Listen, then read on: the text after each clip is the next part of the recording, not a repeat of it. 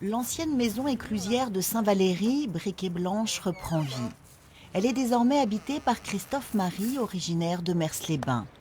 Après avoir remporté il y a 3 ans un appel d'offres lancé par le conseil départemental de la Somme, c'est ici qu'il vit et développe des activités touristiques autour du fleuve et de la baie. Une fois que l'automne arrive, c'est très sympathique d'habiter ici parce il y a une âme, il y a quelque chose. On sait qu'il y a eu des gens, des familles qui ont habité ici, qui ont dirigé les écluses du bas fleuve, de la Somme.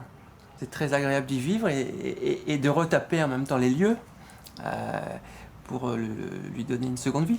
Et des projets, Christophe Marie n'en manque pas. Kayak de mer, canotage en rivière et depuis peu, construction d'une guinguette, la canoterie, dont l'ouverture est prévue au printemps 2019.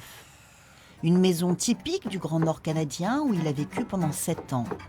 Un futur bar à thème, non loin de la maison éclusière, où les copains, les amoureux de la nature et les touristes pourront se retrouver.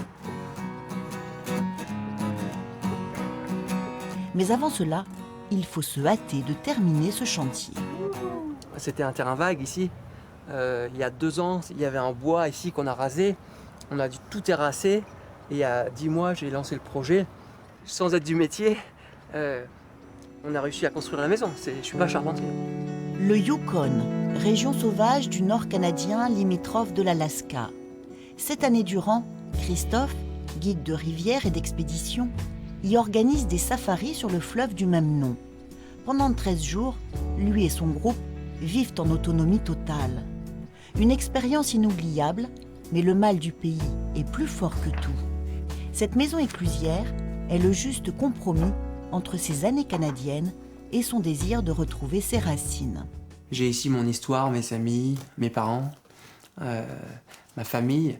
Donc il était plus riche pour moi de rentrer et de cumuler ces 2 cultures, vous voyez, avec le projet aujourd'hui qui est mis en place, que de rester paumé dans la forêt, au fin fond des bois et à couper des planches. Comme je dis souvent, mon âme est au Canada et mon cœur est ici en France, avec les miens. Bien, Rosie. Ok les gars. Loin du territoire fameux pour la ruée vers l'or, Christophe initie les touristes, locaux ou étrangers, au plaisir du canotage sur la Somme. Et ce petit fleuve tranquille, Christophe, vous aviez besoin de le retrouver. Oui, il me manquait. Alors je suis rentré et je me suis installé juste devant le fleuve pour ne pas faire les choses à moitié.